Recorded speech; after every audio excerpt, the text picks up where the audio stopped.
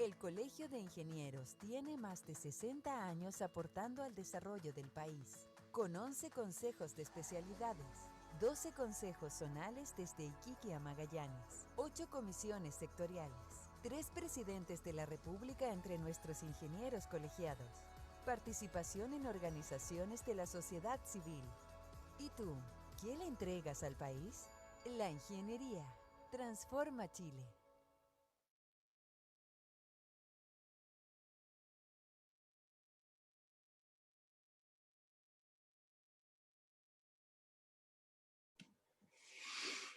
Buenas tardes, mi nombre es Alfredo Díaz, soy el presidente de la especialidad de Computación Informática y de parte del Colegio de Ingenieros de Chile y de la especialidad de Computación Informática le damos la bienvenida a todos ustedes que asisten a este interesantísimo charla, webinar que Alejandro Mas nos va a presentar el día de hoy.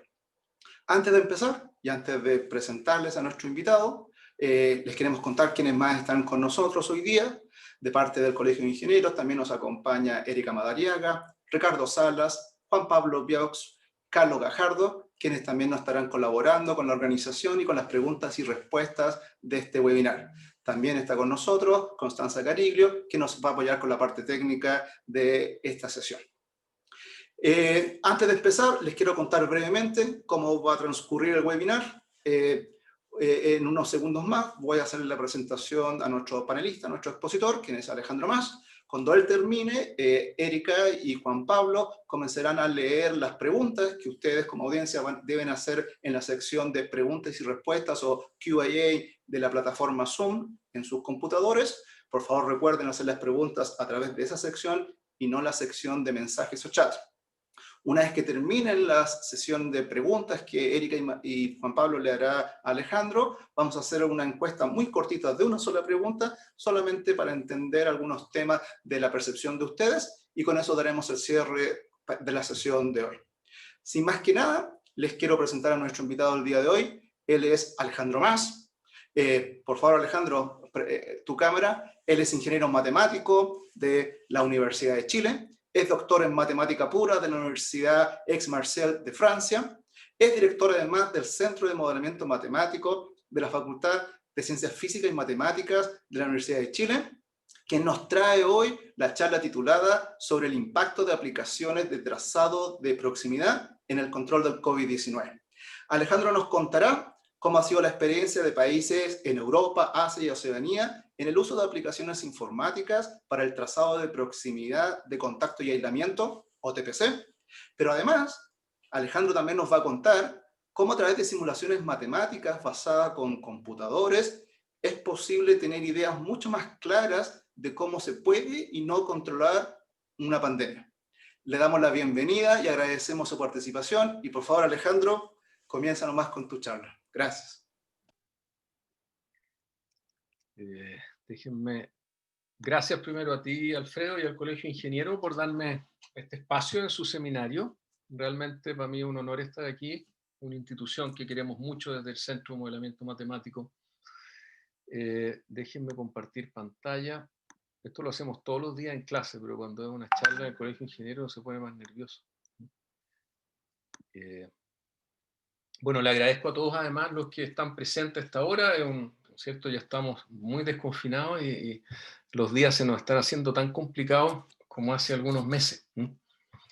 Bueno, detrás de este título un poco pomposo, ¿no es cierto?, de la charla, ¿no es cierto?, la verdad es que, para resumirlo, de qué es lo que voy a hablar en la segunda parte, que es la parte principal de la charla, algunas simulaciones que hemos ido haciendo en el centro, dirigidas, no por mí, dirigidas por colegas Juan Carlos Maureira y un grupo grande de investigadores e ingenieros, tiene que ver con el efecto que tienen, ¿no es cierto?, esto que hemos escuchado posiblemente en la prensa o hemos leído, esto de usar los teléfonos celulares para ir recolectando información de personas que han estado cerca de nosotros y que eventualmente terminan teniendo un examen positivo de PCR, y cómo esa información que recolectamos, ¿no es cierto?, de alguna manera nos da, y una vez que alguien de esta red fue contagiado, nos da información de lo que tenemos que hacer, en particular ir a tomarnos un PCR o aislarnos para protegernos y para proteger a la población. Eso es algo que se viene discutiendo desde inicio de la pandemia, pero que la verdad, más allá de papers relativamente teóricos, incluso desde el punto de vista de la simulación, no hay una medición o no existe una medición tan cuantitativa de sus efectos. Y por otro lado es algo bien experimental, como les voy a contar un rato más, y que tiene obviamente muchas preguntas que nos hacemos desde la ingeniería, como la seguridad, que es algo tremendamente importante, ¿no es cierto?, cuando uno habla de intercambiar información. Ahora, antes de eso, y me gustaría contarles un poco quiénes somos, ¿sí? Es decir, somos el Centro de Modelamiento Matemático de la Universidad de Chile, que es una institución, que es un centro de excelencia, que se llama Centro de Excelencia del Programa Basal de la NID, antiguamente CONICIT, que está en la Universidad de Chile, pero con un grupo importante de investigadores en el área del análisis numérico en la Universidad de Concepción. Estamos fundamentalmente basados en el campus Bochef de la Escuela de Ingeniería de la Universidad de Chile, y somos un centro franco-chileno, el CNRS, este logo que les estoy indicando acá, el Centro Nacional de Investigación francés, que nos dio el label hace 20 años, y somos parte de esa red, una de las redes más importantes europeas de investigación, en particular en matemáticas. Al centro se asocian muchos investigadores en una red nacional donde participan matemáticos de las instituciones que estoy mostrando acá. Al inicio era solamente la Universidad de Santa María y la Universidad de Orso Ibáñez, pero en la medida que se fueron creando grupos de matemática aplicada a lo largo de Chile, se han ido incorporando otros investigadores, la Universidad Andrés Bello, Universidad O'Higgins, creada en la sexta región, Universidad del Biobío, Católica Santísima Concepción, y actuando en red con ellos tratamos de generar una visión de lo que significan las matemáticas aplicadas al servicio de la industria, del país, de la sociedad en general, de las políticas públicas. Ligado al centro, quería contarles además, para los que no lo conocen, está asociado también el Centro Nacional de Supercómputo. Chile tiene un Centro Nacional de Supercómputo que está alojado físicamente en el -2, -3 de la Facultad de Ingeniería, de la torre que se llamaba la torre del SEC de la Facultad de Ingeniería, para los que somos alumnos antiguos de la Facultad de Ingeniería de la Chile, pero que es una red nacional, ¿sí? Una red nacional donde yo diría que casi todas las universidades de Chile se pueden conectar remotamente, y con el cable que Chile puso desde Punta Arenas hasta Puerto Montt. Hoy día, desde Punta Arenas hasta Arica, estamos conectados a este centro de supercómputo que permite hacer ciencia y cálculos también a la industria y el Estado, que sin este centro de cómputo serían muy dependientes de infraestructura fuera de Chile, un centro de los más altos estándares que tiene Chile para poder hacer supercomputación. Y se los cuento porque tiene relevancia en el COVID. Mucho de lo que han hecho los científicos chilenos a lo largo de la pandemia tiene que ver con este centro que ha abierto capacidades especiales para que muchas simulaciones y otro tipo de cálculos se puedan hacer en estas instalaciones. Nosotros lo creamos en una red hace casi 10 años y hoy día es una infraestructura crítica de Chile. Muchas veces no se conocen estas cosas y por eso los cuento, en particular, dado que estamos en el Colegio de Ingenieros hablando del área de la computación, ¿sí? y sus derivados, y también la relación con las matemáticas, que en el caso de lo que hacemos nosotros. ¿Qué es lo que es el centro? Déjenme contarles en 3 slides, pero que esencialmente es la misma. Somos un grupo de cerca de 150, un poco depende del año, entre 150 y 180 personas, muy multidisciplinario, donde una cuarentena de investigadores en matemática, voy a decir, decían que yo era doctor en matemáticas puras, en realidad en matemáticas, desarrollando distintas áreas que van desde lo algorítmico hasta lo estocástico, pasando por la optimización y el análisis de ecuaciones de todo tipo, haciendo teoremas, ¿no es cierto?, buscando la frontera del conocimiento en matemáticas. Hace 20 años decidimos, un grupo, los que eran en esa época los antecesores a mi generación, que era la importancia que tenía, y que se fue mostrando después a través de la historia, la importancia que tenía poder transferir también matemáticas a la sociedad en distintos aspectos, a su industria, ¿no es cierto?, a las ciencias, que son distintas de las matemáticas, a su Estado, para poder resolver problemas complejos y de alto valor. Muchas veces también interviniendo en políticas públicas, y obviamente de manera muy interdisciplinaria. Ahí yo me pierdo, multidisciplinaria posiblemente al inicio, después interdisciplinario, hoy día transdisciplinaria, ¿no es cierto?, donde lo que uno espera es que la ciencia, no hay jerarquía en las ciencias que están actuando para resolver el problema, sino que todas ellas le ponen el máximo valor, porque lo importante es el problema. Y lo que nos ha inspirado obviamente es Chile, y Chile lo simbolizo con esta estas 6 cajitas que están acá arriba, donde Chile es un país minero y hemos desarrollado proyectos, ¿no es cierto?, en minería, el modelamiento matemático en minería de hace muchos años. Ejemplo, entender la microsismicidad de minas subterráneas con modelos matemáticos sofisticados que terminan en software y en herramientas para poder hacer ese control de la microsismicidad. En manejo de recursos estuvimos detrás, solo para darles una idea muy rápida de lo que hacemos en el centro, en colaboración con Superintendencia de Telecomunicaciones, estuvimos detrás de lo que significa hoy día la tarificación de telefonía, es decir, sumar modelos matemáticos a la tarificación de telefonía de manera de optimizar los recursos del que paga, de la industria, del Estado, ¿no? En salud digital estamos participando hoy día desde hace mucho tiempo en la era, ¿no es cierto?, de los datos, que se acumulan muchos datos en salud y tenemos que usarlo para poder mejorar todos los problemas que hay en el sistema público o problemáticas, como por ejemplo el no-show, que la gente se inscribe en una consulta y que no vaya en el sistema público. No podemos simplemente pasar por un data center y decir, empezar a llamar a la gente, como nos pasa muchas veces en clínicas privadas que nos acosan de llamados telefónicos para ir. Y el hecho que haya un no-show tan grande tiene un costo social y económico inmenso. Hemos estado trabajando ahí para disminuir ese no-show y apoyar al sistema público de salud. También hemos apoyado el hecho de usar data para entender lo que se llama el GES y el no GES, ¿no es cierto? Poder tener predicciones en función de las anotaciones médicas mucho más precisas del GES y poder detectar errores.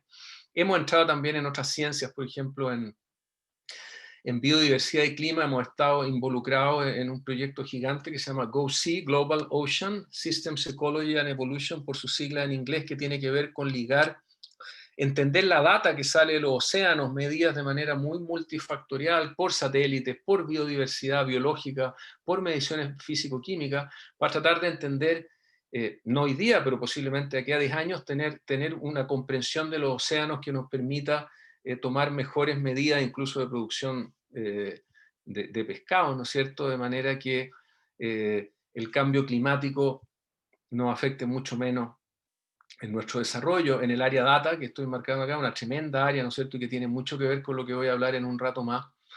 Hemos participado hoy día desde programas de alerta astronómica automática, mirando los datos que salen de cierto tipo de telescopios, hasta proyectos muy concretos con la empresa privada chilena, algunos proyectos terminándose en este momento con Sodimac, Falabella o PSINET, empresas que sensorizan mucho su actividad y queremos darle valor a los datos de esa actividad. Digamos, todos sabemos en ingeniería, ¿no es cierto?, que no basta con sacar datos, hay que poder hacer algo con ellos y darle valor a la información, ¿no es cierto?, que estamos acumulando todos los días. Y Chile, una de las gracias que tenemos es que podemos competir en esas áreas, porque simplemente son nuestros cerebros, nuestras ideas, y hay muchas empresas, startups, que están siendo muy exitosas desde Chile, porque no es solo infraestructura, es pensar y tener buenas ideas para poder salir después globalmente a proponer soluciones de todo tipo en ingeniería.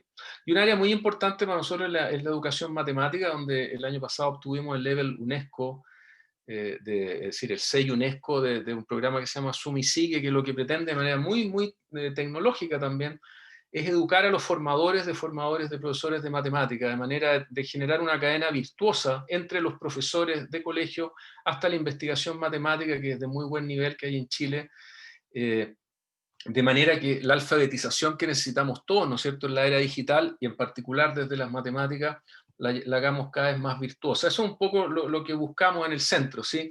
Acercar mucho las matemáticas de investigación, solo como un dato que no siempre sabemos en Chile. Somos una comunidad relativamente pequeña, pero en los rankings internacionales la matemática chilena aparece y se codea en función de distintos índices que uno mide, entre las 20 y 30, depende de cómo midamos, mejores escuelas de matemática del mundo, a pesar de nuestro tamaño. Y en los últimos rankings internacionales, la matemática chilena suma 6 universidades a las primeras 500 universidades del mundo. Algo, claro, para nosotros, cuando uno dice 500, puede pensar, bueno, estar entre las 500, ¿no? Porque uno tiene como visiones más futbolísticas, a lo mejor del tenis, que aparecen estos números, pero la verdad es que en estas áreas donde en el mundo hay 3.000, no sé, 3.500 departamentos de matemática, tener 6 instituciones chilenas entre las primeras 500 y y una entre las primeras 100 es algo bien espectacular. Entonces, lo que tratan de hacer los matemáticos en Chile, en particular desde el Centro de Modelamiento, hemos tratado por 20 años de acercar la matemática a la industria, a la ciencia, al Estado, es lo que obviamente seamos capaces de aportar. No, tampoco se trata de decir que estamos en todos lados, pero dada la época que estamos viviendo, de gran demanda por análisis de datos en particular, pero sobre todo modelamiento y darle valor a esos datos, tenemos ese compromiso y esa idea de acercar a través de todo tipo de proyectos la matemática a la sociedad. Eso es un poco lo que motiva también que entremos al COVID, ¿sí? Porque, claro, uno se pregunta qué están haciendo los matemáticos en COVID, parece intuitivo, ¿no es cierto? Hay que analizar datos, hay que criticar datos, hay que modelar curvas. La verdad que va un poco más allá incluso, es decir, son fenómenos que como matemáticos además nos intrigan, es algo tremendamente complejo que intriga obviamente a todo el planeta todavía, es decir, yo personalmente soy muy escéptico cuando hacemos afirmaciones tan grandes, a veces incluso sobre los datos del COVID, porque es un problema tremendamente complejo, es decir, la humanidad no había sido sometido a este nivel de complejidad de hace muchas décadas, ¿no? Estamos acostumbrados, ¿no es cierto?, en sismología y en otros temas a entender y tener una manera de reaccionar y no sé, de tomar medidas, y así todo cuando los terremotos son muy grandes nos confundimos. Pero en una pandemia, la verdad es que las técnicas clásicas cuando son de este volumen, las pandemias posiblemente nos superan a todos, ¿no? Y eso es lo que tratamos de empezar a hacer. Todavía no entro en la materia de la charla, pero les quiero contar un poco 2 o 3 ejemplos en que empezamos a trabajar y cómo llegamos a esta simulación que les voy a presentar. Les quería presentar esta primera transparencia para los que son ingenieros de alguna escuela de ingeniería, ¿no es cierto? Uno quiere escribir ecuaciones, ¿sí? Este es un primer tipo de modelos que dirigió el grupo en el centro de Héctor Ramírez y colaboradores de la Universidad de Santa María y de la Universidad del Desarrollo, que tiene que ver con hacer una visión global en la ciudad de Santiago y otras ciudades de cómo se está comportando en promedio la pandemia. Típicamente lo que uno hace, y es lo que ustedes escuchan posiblemente mucho en la prensa, esto de los modelos CIRO de compartimiento, en que uno define compartimientos esto es muy informático, ¿sí? Compartimientos de comportamiento de la población, soy susceptible, ¿no es cierto?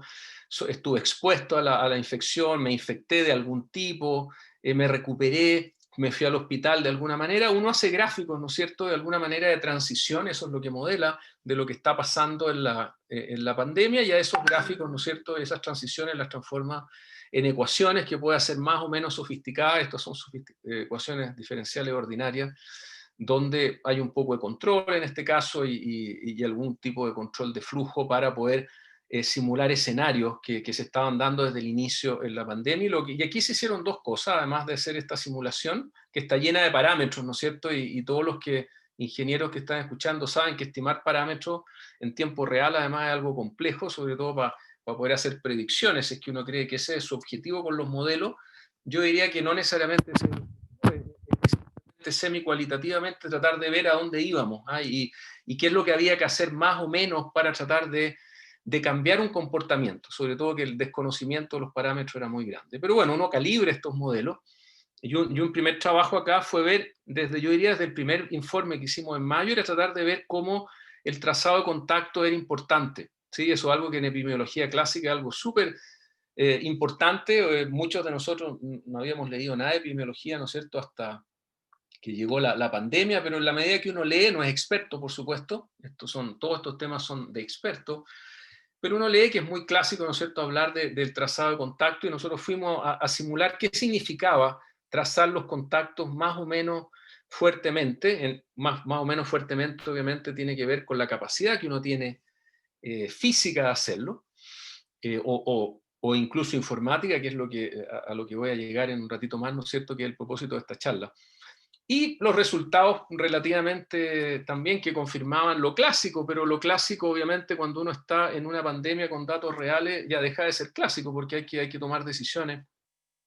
Desde, yo diría, los primeros meses, mayo, junio, es que hacer trazado de contacto y aislamiento obviamente tenía un tremendo impacto en la medida que se hacía de manera profunda, y esa profundidad obviamente nos permitía de alguna manera, y eso lo íbamos comparando, sustituir o no las cuarentenas que se estaban dictando. Obviamente que esos análisis puramente teóricos o matemáticos también dan un poco susto respecto de lo que uno tiene que hacer en la práctica, ¿no es cierto? Porque decir que vamos a contactar, simplemente hacer trazado de contacto sin cuarentena, es algo que al inicio de una pandemia también puede resultar complicado, digo, desde el punto de vista de las decisiones públicas. Pero partimos con este modelo pensando de esa manera, cómo medir el efecto, ¿no es cierto?, del trazado de contactos de manera cuantitativa en distintas ciudades y hacerlo, ¿no es cierto?, para ayudar un poco a las decisiones públicas. Algunas de las simulaciones fueron tomadas y salieron en informes del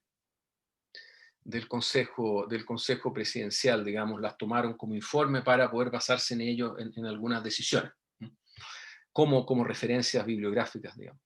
Hay que decir también que en estos periodos de pandemia la acción científica es bien complicada. Nosotros en ciencia estamos acostumbrados, ¿no es cierto?, a proponer modelos, a estudiarlos, a someterlos a referees. Esos referees se demoran un tiempo, nos critican, volvemos a contestar, pero aquí estamos en minutos, en días, en semanas, ¿no es cierto?, teniendo que evacuar informes que eventualmente tienen errores o tienen simplificaciones que vamos a tener que ir curando. Este trabajo terminó, yo diría, con algo bien interesante que tiene que ver con lo que uno llama costo de beneficio, ¿no es cierto? Uno, por ejemplo, le gustaría minimizar o tener, ver cómo distintos tipos de índices se comportan respecto de medir el porcentaje de días que uno está en cuarentena versus el máximo que se produce, por ejemplo, en las camas UCI, que era una de las variables relevantes, ¿no es cierto?, para la autoridad sanitaria. Y estos índices dan objeto a ciertas curvas, ¿no es cierto?, de comportamiento de estas dos variables simultáneas, y nos pusimos a estudiar, el grupo de Héctor y colaboradores, ¿no es cierto?, cuál podía ser el índice más costo efectivo, ¿sí? Aquel que, por ejemplo, si yo me fijo esta recta diciendo quiero este número máximo de camas UCI porque hasta ahí resiste el sistema, ¿cuál es el indicador que me permite, ¿no es cierto?, tener el porcentaje de días en cuarentena más bajo, ¿sí? Que parece un buen compromiso entre la autoridad sanitaria y la economía del país. Eso también fueron un par de informes que se basaron en estos modelos más agregados, pero yo diría los más clásicos de la epidemiología matemática. En paralelo, ¿no es cierto?, hicimos algunos visualizadores que están puestos en nuestra página web, donde uno puede seguir una serie de índices que todos los días escuchamos en la tele, ¿no es cierto?, en las noticias, el R efectivo, el número de casos. Hay algunos que son simplemente la curva que les copié acá, que tiene que ver con lo que dice la autoridad sanitaria, pero hay otros que son cálculos que se hacen a partir de aquí, que a uno le pueden estar dando luces de lo que está pasando en la ciudad, por ejemplo, cuál es el índice de subreporte todos los días, es decir, lo que dice la autoridad sanitaria, por distintas razones que en epidemiología se entienden, por cuánto hay que multiplicar para quedarse un poco con los números más reales, ¿sí? Uno siempre, es decir, cuando uno ve cifras como letalidad del 3%, como que no parece razonable, ¿no es cierto?, que hay una letalidad del 3%, uno sabe que hay un retraso también que tiene que ver con los casos que ocurrieron algunos días antes, y porque hay, ¿no es cierto?, lo que se llama el subreporte y también los casos asintomáticos que hacen que lo que uno termina midiendo es un poco menos, ¿no es cierto? Entonces, a través de estos visualizadores uno trata de mostrar esta información más de análisis de los datos, que a uno le permite, ¿no es cierto?, también tomar decisiones como ingeniero y como ciudadano, es decir, un número que siempre ha circulado por ahí desde el mes de mayo, que es relativamente simple de imaginarse, es que hay una tasa de subreporte cercana al 60, 50 y tantos %. Entonces, los casos sintomáticos que uno escucha en un día tiene que ya multiplicarlos posiblemente por 3. Y por otro lado, los asintomáticos, habían estimaciones que llegaban al doble. Estoy siendo bastante mesurado con los números que uno escuchaba y medía, ¿no es cierto?, o estimaba sobre todo. Y ahí llegamos al número 6, que permite pensar que las letalidades están más bien en torno al 0,5, más que en el 3%, y eso nos da ideas, ¿no es cierto?, a través de la visualización de cómo va la pandemia, ¿no? Quiero decir con esto que no tiene que ver con si medimos bien o mal, tiene que ver con distintos tipos de fenómenos, como que, no sé, alguien se enfermó en mi casa, se midió el PCR, yo tuve síntomas similares y no me hice el PCR, ¿no? Lo subreporté y eso que tuve síntomas, ¿no? Y hay distintos casos que ocurren de esa manera. Y uno puede, con algunas metodologías matemáticas, puede tratar de estimar eso, ¿no? Como siempre son estimaciones, pero que cuando uno las contrasta un poco a nivel internacional y las contrasta también a nivel de lo razonable, voy a decir, es decir, que las tasas de letalidad no van a ser, digamos, del 3%, sino van a ser cero algo al parecer. Eso yo ahí estoy repitiendo lo que me dicen colegas epidemiólogos. Entonces como que los números empiezan a calzar. Bueno, para eso hicimos estos visualizadores. Esto es algo también entretenido, ¿no es cierto?, que tiene que ver con explorar datos, así como vienen, ¿no es cierto? ¿Cómo comparo lo que está pasando en esta curva? ¿Hay algún fenómeno que está ocurriendo en todo el mundo y que tenemos que descubrir y nos puede permitir tomar decisiones hacia adelante? Y esto es algo de un grupo que estaba liderando Jaime San Martín, donde uno toma distintas regiones y países del planeta, ¿no es cierto? Y lo que uno hace es las normaliza de alguna manera, las hace coincidir en el pic y ve qué es lo que pasa.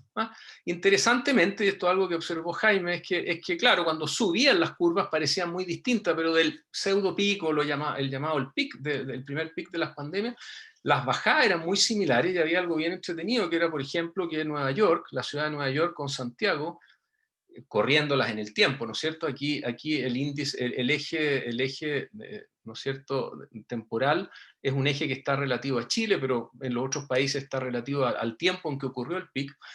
Primero, la bajada era muy similar, lo que permitió de alguna manera tratar de estimar qué es lo que iba a pasar hacia fines de septiembre. Es decir, nosotros, Jaime se la jugó por ahí en la prensa y dijo hasta tal día no vamos a nunca bajar de los 500, y fue lo que ocurrió, más o menos a 2-3 días de distancia, y eso nos hizo pensar que aquí hay un fenómeno, ¿sí? Hay un fenómeno que uno tiene que estudiar y que estamos estudiando.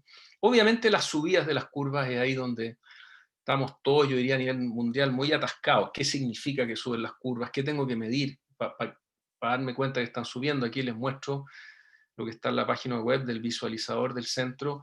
Por ejemplo, Nueva York y esta curva verde con la azul van muy parecidas todavía, salvo que Nueva York ya empezó a subir un poquitito. Relativo al tiempo, no es el mismo tiempo, sino que relativamente. Es que tenemos que esperar lo mismo hacia mitad de diciembre.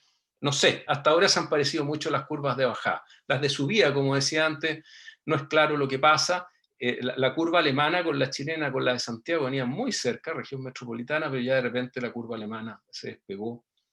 Son índices, ¿sí? Son ideas que uno trata de ver como matemático si hay fenómenos que efectivamente existen o no existen, y trata de estudiarlo, así como, ¿no es cierto?, todos los que somos ingenieros de la audiencia hemos estudiado que hay fenómenos, ¿no es cierto?, que uno observó, y al final eran leyes, ¿no es cierto?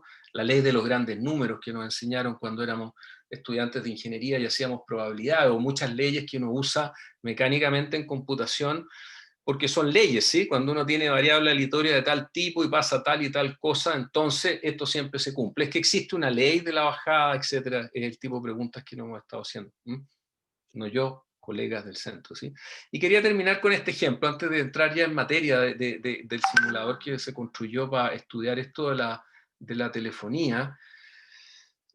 Con un grupo de colegas biólogos de distintos centros, en particular el Centro de Regulación del Genoma, construimos un consorcio que se llama COP2.cl, donde estamos siguiendo las secuencias de COVID que se han ido secuenciando a lo largo de Chile, ¿no es cierto? Si recordamos de nuestros cursos de biología, ¿no es cierto?, el virus del COVID es un virus que tiene 15.000 letras, lo voy a poner bien informáticamente, ACGT, son 4 letras que están dispuestas, ¿no es cierto?, en un arreglo de largo 15.000, y en la medida que este virus, ¿no es cierto?, se va avanzando, ¿no es cierto?, y le van ocurriendo interacciones con el humano, con el medio ambiente, va mutando, y se van produciendo distintas, ¿no es cierto?, nomenclaturas para el mismo virus, digamos, hasta hace un poco tiempo, ahora cambiaron un poco, existían estas 6 nomenclaturas, L, S, B, G, G, R, G, H. De hecho, en Santiago, en la región metropolitana, los que más hay son de estos de tipo G.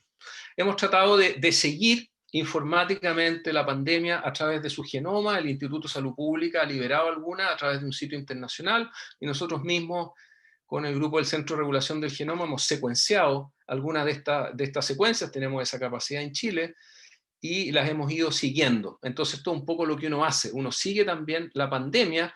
¿Y por qué quería mostrarles este ejemplo? Porque uno sigue la pandemia con cosas alternativas a estar simplemente midiendo cuántos contagiados hay por día, que efectivamente es muy importante, pero uno puede ir viendo, por ejemplo, imaginémonos que esta es una línea de tiempo, y que en la medida que este árbol se va separando, ¿no es cierto?, son distintos tipos de mutaciones que ocurren y distintos virus que van circulando al interior de cada uno de estos puntitos, ¿no es cierto?, hay una metadata que va a ser una metadata de ciudad, individuo, poblaciones, no sé, que nos va a permitir de alguna manera evaluar cómo está circulando el virus en la ciudad, digamos en el país. En particular, si ustedes recuerdan, hace algunas semanas se discutía mucho sobre esta nueva variante del virus en la región de Magallanes. Es una nueva variante, es más contagiosa, ¿no?, etcétera. Bueno, terminó siendo un nuevo clado y hay algunas evidencias que es un poco distinta, pero era un nuevo clado del tipo G, que les mostré antes de las de Santiago, y todavía hay estudios relativos a si es más contagioso o no. Pero este tipo de estudios y muchos otros estudios alternativos en el COVID tienen mucho sentido por lo que viene, ¿sí?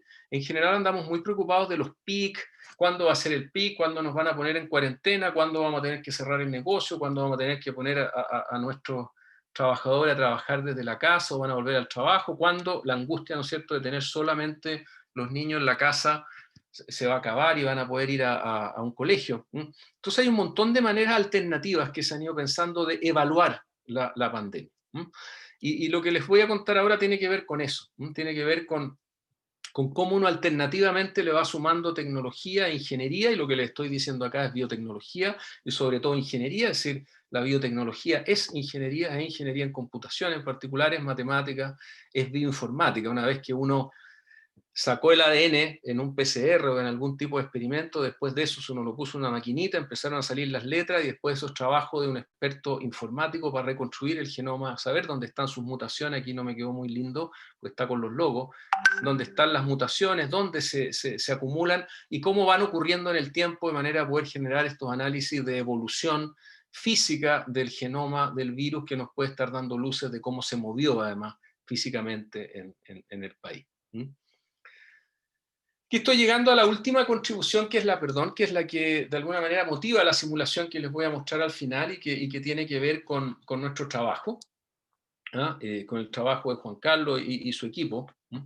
Tiene que ver con evaluar de una manera, ¿no es cierto?, muy computacional lo que le pasa a la ciudad, ¿no es cierto? Los ejemplos que les dije antes son ejemplos donde uno va, ¿no es cierto?, para los ingenieros presentes y formule una ecuación. ¿Sí? Yo formulo una ecuación y digo agregadamente, esto es lo que le está pasando a la pandemia en Santiago, en distintas regiones.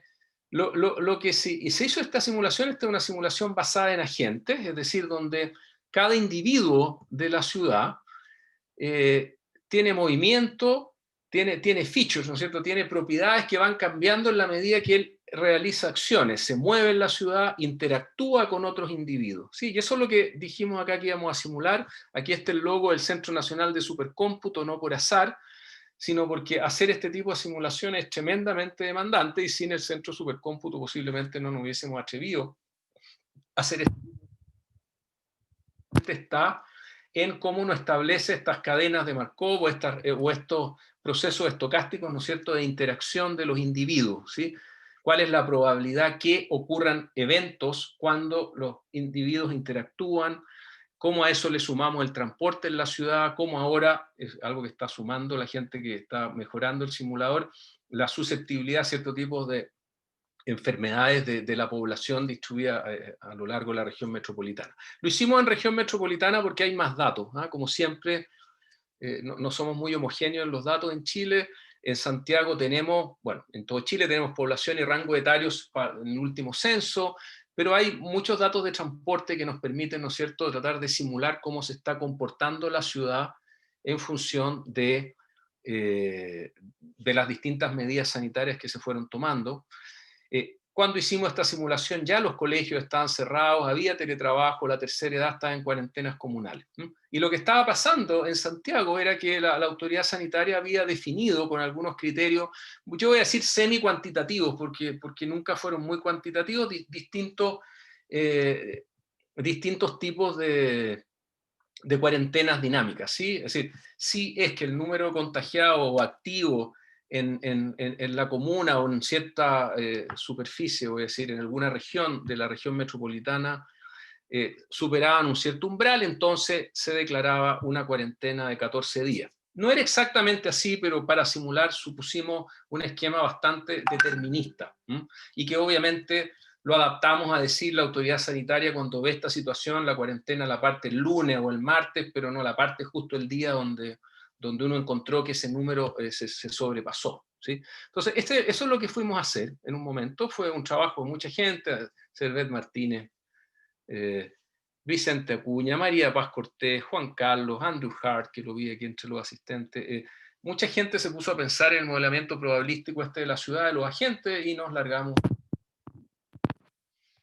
Para la gente de computación de la sala, obviamente partimos en lenguajes modernos y terminamos en C o en C++, porque obviamente tenía que correr y había que hacerlo un poco más rápido. Hubo muchas optimizaciones computacionales que hubo que hacer para que esto corriera en un tiempo razonable y pudiésemos tener resultados.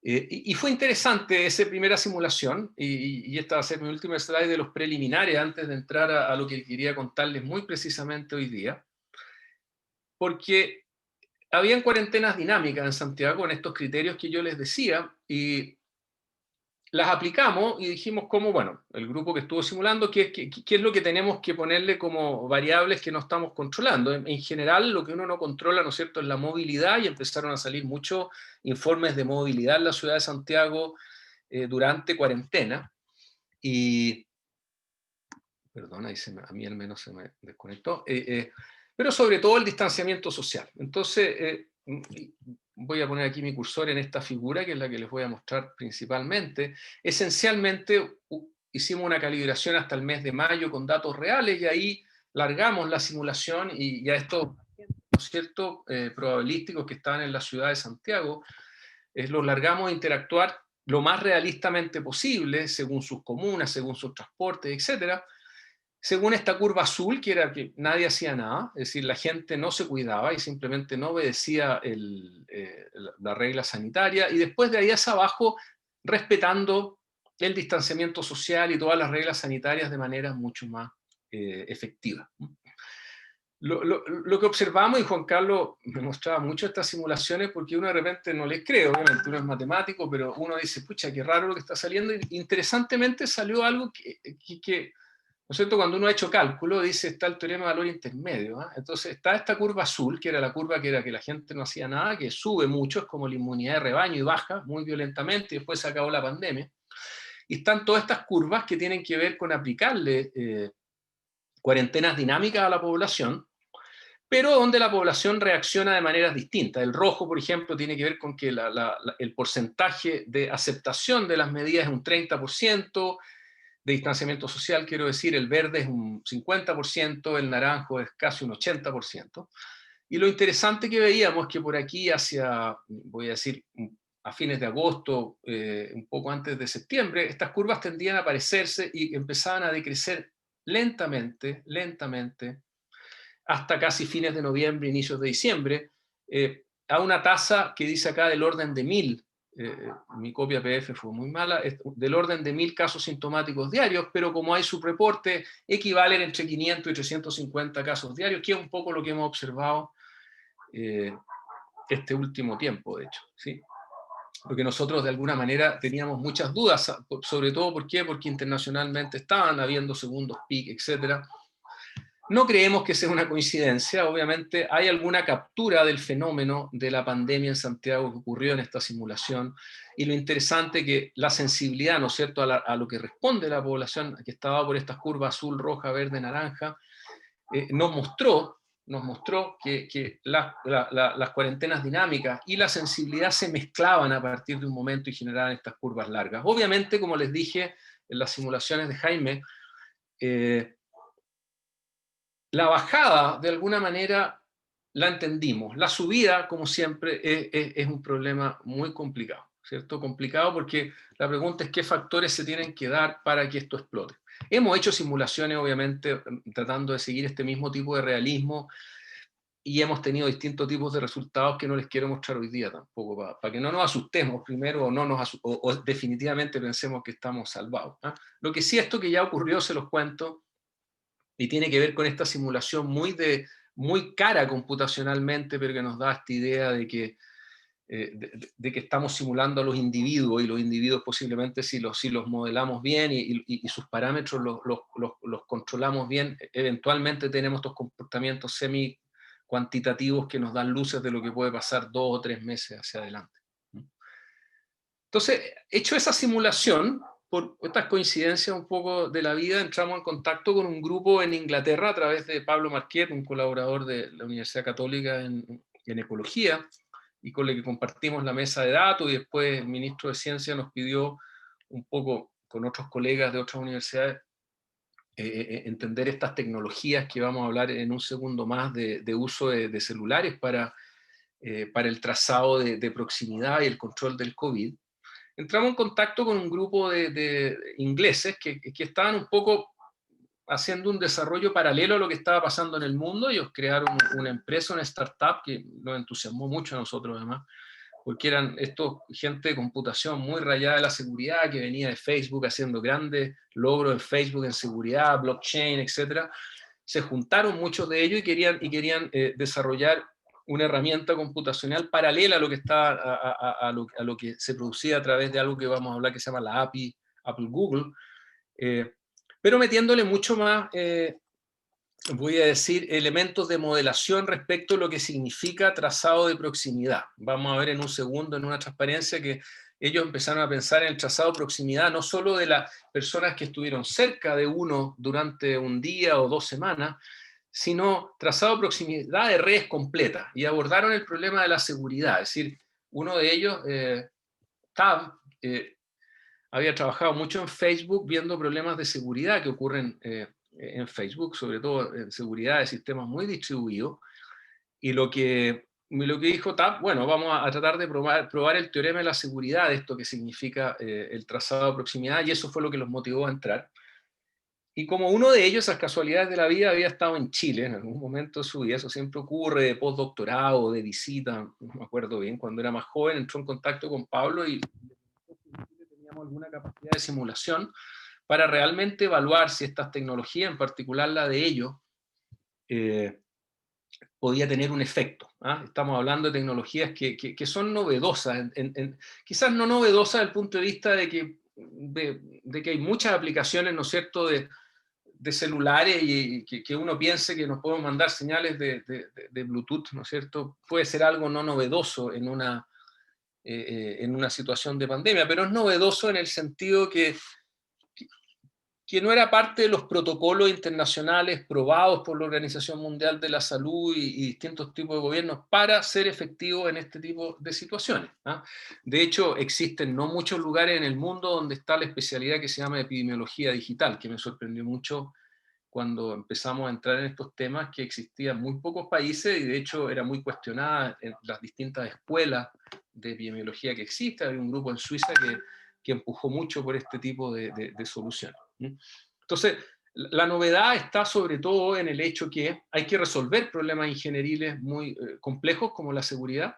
Hay que implementar, voy a mostrar algunos criterios un poco en un par de slides más adelante, pero está en el hecho de que esto sirve o no sirve, qué implicancias tiene. Uno como ingeniero, obviamente, y como más ingeniero desde la ciencia, no tiene ganas que esto se pruebe, ¿sí? Porque son desafíos que de salir bien, ¿no es cierto?, en una situación real nos van a dar antecedentes para las próximas epidemias, para otras situaciones de emergencia que vayamos a tener como humanidad, es decir, globalmente. Obviamente los países más grandes partieron con como voy a citar el ejemplo de Alemania. Hubo consorcios europeos que partieron con un paradigma, siguieron con otros, se pelearon, no se pelearon, pero terminamos con algunas aplicaciones sí funcionando en Alemania con cierta capacidad voy a decir, de medir resultados y de evaluar incluso toda la ingeniería que está en torno a estas aplicaciones. Pero para no hablar tanto en el aire, digamos, hablemos un poco de qué significa lo que estamos hablando. Entonces, esencialmente lo que escuchamos frecuentemente estos últimos 2 meses, yo diría, en el informe epidemiológico y en las discusiones de la autoridad sanitaria, es todo el testeo, trazabilidad y aislamiento de pacientes, ¿no es cierto?, en que un grupo, que es algo muy clásico en epidemiología, ¿no es cierto?, en donde un grupo de trazadores manuales, eventualmente ayudados por tecnología, pero en un sentido distinto a lo que voy a decir ahora, son capaces de descubrir contacto estrecho, ¿no es cierto?, de alguien que tuvo un PCR positivo y lo aíslan de manera de que la enfermedad no se propague. Esto es lo que en los estudios iniciales del centro decíamos que era crucial.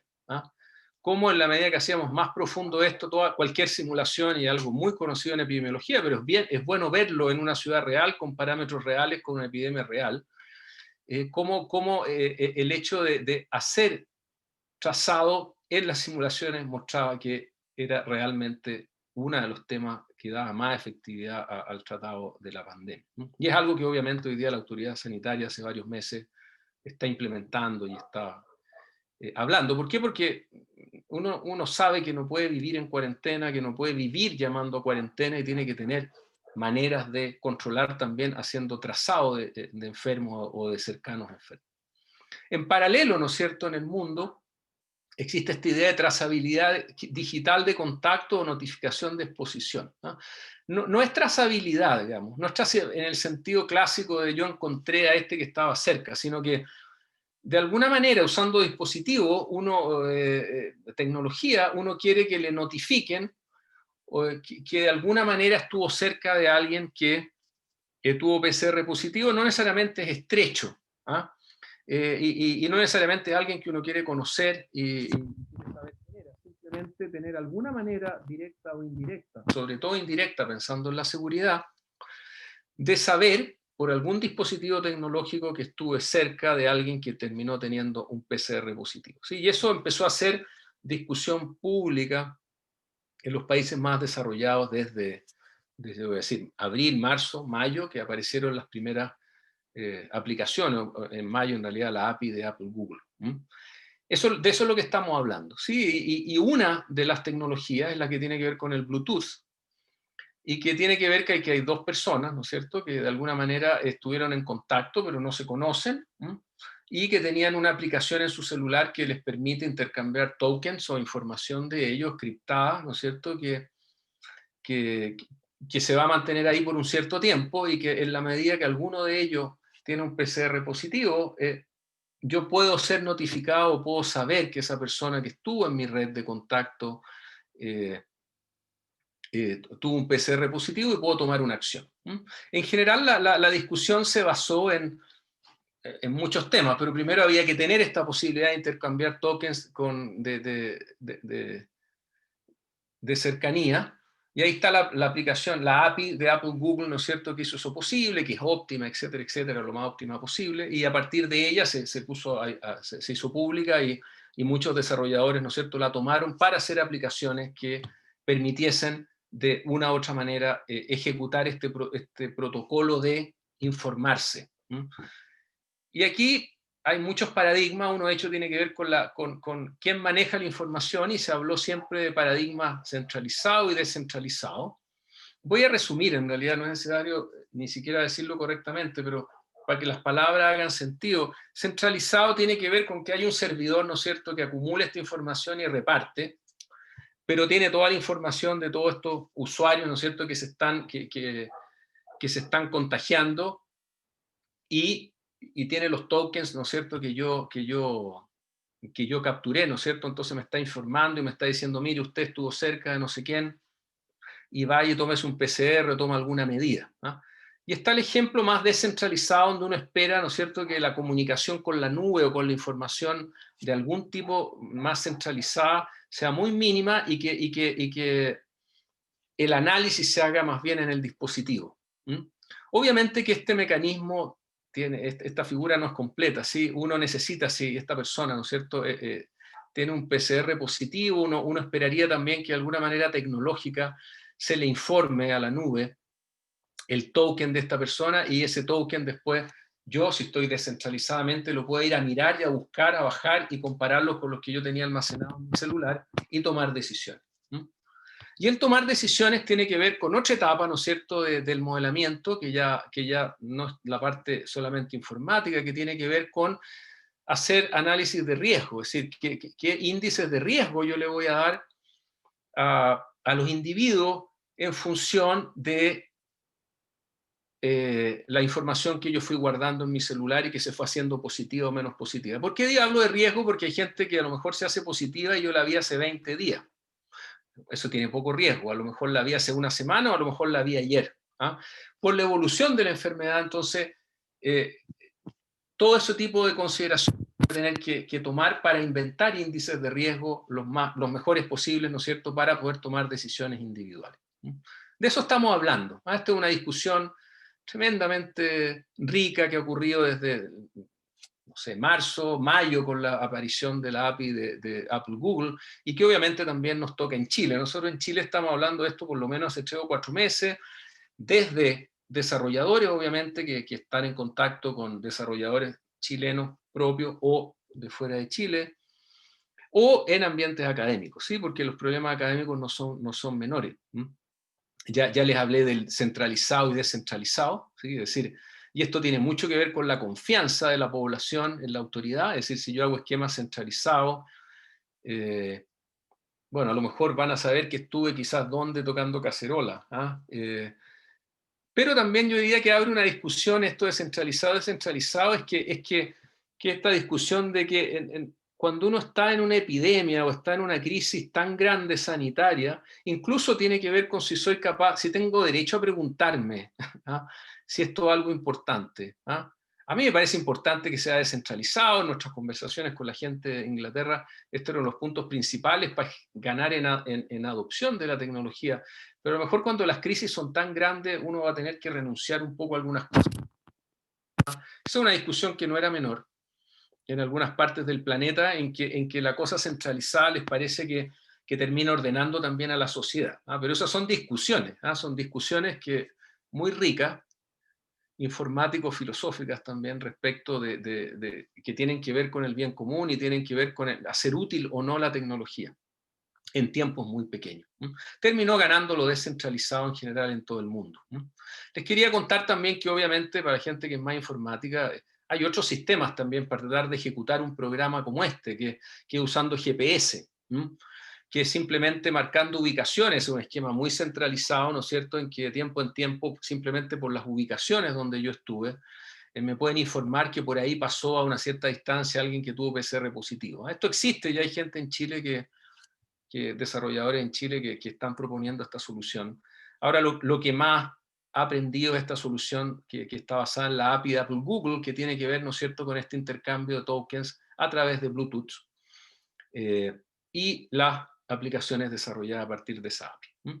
Y por otro lado está Safety Score, que son estos ingleses, ¿no es cierto?, con gente en todo el mundo, ¿no es cierto?, que están pensando esto mismo, pero lo quieren pensar autónomamente para tratar de sumarle algunas capas de complejidad al problema y resolviendo obviamente los temas más importantes. Hay más dispositivos también que se pueden usar y me los voy a saltar, pero por honor al tiempo, lo más importante, diría yo, del mensaje también aquí tiene que ver con que existe tecnología al servicio alternativo de simplemente medir casos, aislar físicamente y una vacuna. ¿Sí? Mientras no salga una vacuna, también tenemos que estar pensando en alternativas. Y ese es al menos mi convencimiento personal. Y hay muchas, incluso reconocimiento de la voz. Hay un grupo en Carnegie Mellon importante que reconoce la voz y tiene algún tipo de probabilidad de que esté con COVID. Hay gente en Chile trabajando con olores, etc. Ya dije, el tema de privacidad es un tema crucial.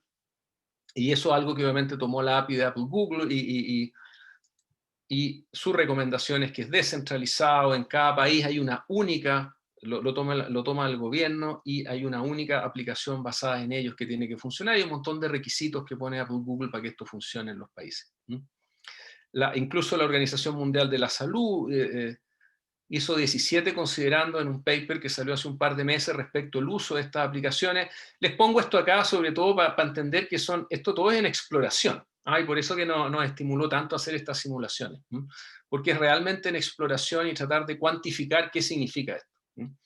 Y una manera de cuantificar es la práctica y otra manera de cuantificar es haciendo también simulaciones, porque hay muy poca experiencia. La adopción y la adherencia salió en algún par de papers por ahí, los primeros papers que decían que si uno no adoptaba más del 50% de estas aplicaciones, quizá era más bien adherencia, ¿sí? Uno lo adoptaba pero lo usaba mucho. Era como un límite inferior para tener algún tipo de resultado. Después de eso, los mismos autores explicaron en otros papers que con el 20% ya había resultados importantes. Son simulaciones semificticias, voy a decir, donde los escenarios son muy planos y van al bulto, no van al individuo. De hecho, el mismo Safety Score tiene una simulación en su página web muy al bulto, donde donde efectivamente los resultados son increíbles si uno usa esta aplicación. Después está la efectividad, obviamente, que si hay muchos falsos positivos o negativos, en este caso pueden haber muchos falsos positivos que van a inducir a muchas acciones que van a casi tenernos en cuarentena. Así que también ahí se necesita asociar este tipo de tecnología, una buena estrategia de testeo, a lo mejor testeos rápidos que permitan, ¿no es cierto?, que tampoco se pare tanto el sistema. ¿Por qué? Porque el celular me está diciendo a cada rato que estoy en rojo. A eso me refiero con la efectividad.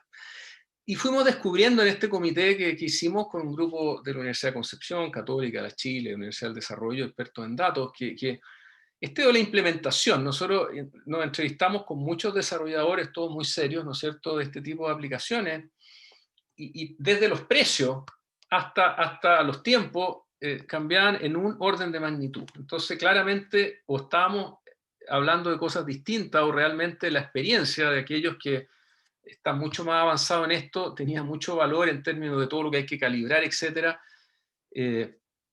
Y eso nos hace pensar que eventualmente la implementación tiene algún tipo de dificultad. Le estoy un poco para imaginarse el ambiente de la discusión también, ¿no?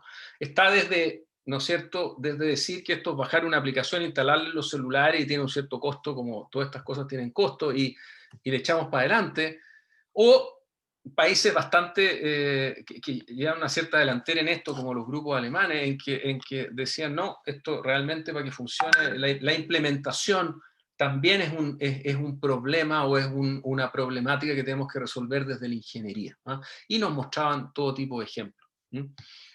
Y eso es un poco lo que estamos hablando, ¿sí? ¿Cómo evaluar esto? ¿Cómo evaluar que el intercambiar información entre celulares, guardar información, y que lleguen señales de alerta y tomar decisiones individuales respecto de eso, afecta o no afecta el comportamiento de la pandemia? Y eso en las simulaciones, aquí paso ya a mostrar las simulaciones que hizo el grupo de Juan Carlos, tiene que ver con evaluar la contención de la pandemia usando una estrategia de, nosotros le llamamos CTI digital, hoy día le llamaríamos de otra manera, usando teléfonos móviles, cambiando todo tipo de parámetros como les mostré hace un rato, es decir, cómo nos adaptamos, etc. Entonces hay un individuo, les recuerdo, estamos en la ciudad de la región metropolitana, en todas estas comunas de Santiago.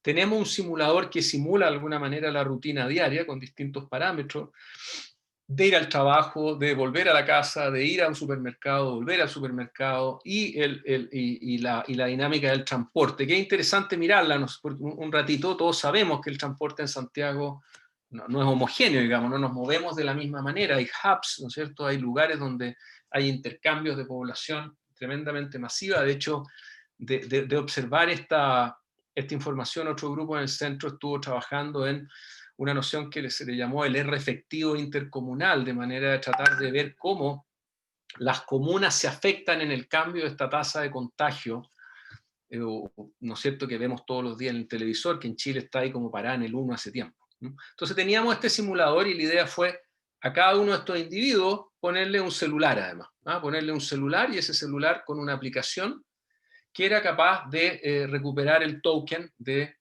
alguien que estuvo cerca, y en la medida que iba capturando estos tokens, ¿no es cierto?, y alguien que estuvo en esa red tuvo un PCR positivo, ver exactamente si tenía riesgo o no tenía riesgo, y tomar acciones en función de eso.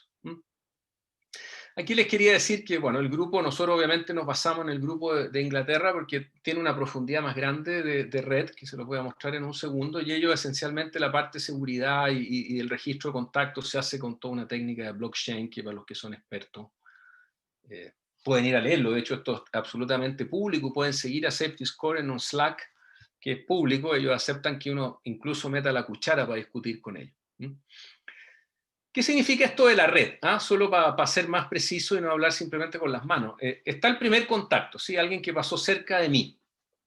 Y eso es la API Apple-Google, ¿sí? Es intercambiar entre dos personas y guardar esos contactos. Pero existen las redes de nivel 2, ¿sí? Están aquellos que se contactaron con los que se contactaron conmigo. Están las redes de nivel 3 también, ¿no es cierto?, que son los que se contactaron con los que se contactaron conmigo, ¿sí? Entonces la pregunta que se hacía la gente de SafetyScore es ¿por qué no implementamos esta topología, digamos? de red y la guardamos en el celular y podemos seguir hacia arriba.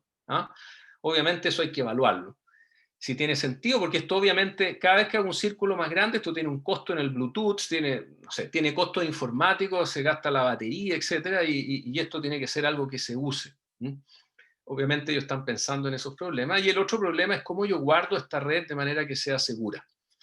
Ellos hicieron no un teorema, pero un teorema informático de seguridad que los deja contentos, basado en blockchain, etcétera. Alejandro Evi en algún momento del grupo de seguridad de la Universidad de Chile estaba pensando en tratar de hacer el teorema de la seguridad de manera que estemos seguros, digamos, por un teorema, que efectivamente lo que hace este algoritmo de guardar la red sea seguro.